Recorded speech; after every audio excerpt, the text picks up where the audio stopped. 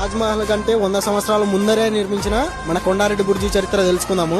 కొండారెడ్డి బుర్జిని ఎవరు నిర్మించినారంటే విజయనగర సామ్రాజ్యంలో గొప్పవాడైన శ్రీకృష్ణదేవరాయల తమ్ముడు అచ్యుతదేవరాయలు 1530 కాలంలో దీన్ని నిర్మించడం జరిగింది.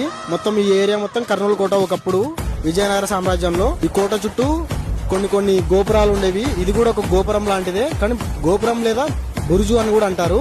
మిగతా గోపురాలన్నీ స్థితిలావతమైనాయి, అంటే కూలిపోవడం పడిపోవడం అని జరిగింది. ఇదొక్కటి మాత్రం చెక్కు చెదరకుండా ఉంది. అది మన విజయనగర సామ్రాజ్యం రాజుల గొప్పతనం, అది మన తెలుగువాడి సత్తా.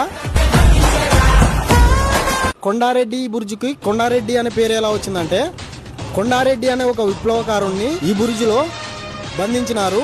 ఆయన ఇక్కడే అమరుడైనాడు, అంటే ఇక్కడే మరణించడం జరిగింది. ఇక్కడ మరణించినందుకు గాను ఆయన గుర్తుగా కొండారెడ్డి బురుజు అని పేరు రావడం జరిగింది. దీంట్లో ఇంకొకటి సీక్రెట్ ఏంటంటే, మన కొండారెడ్డి బురుజులో ఒక సొరంగ మార్గం ఉంది.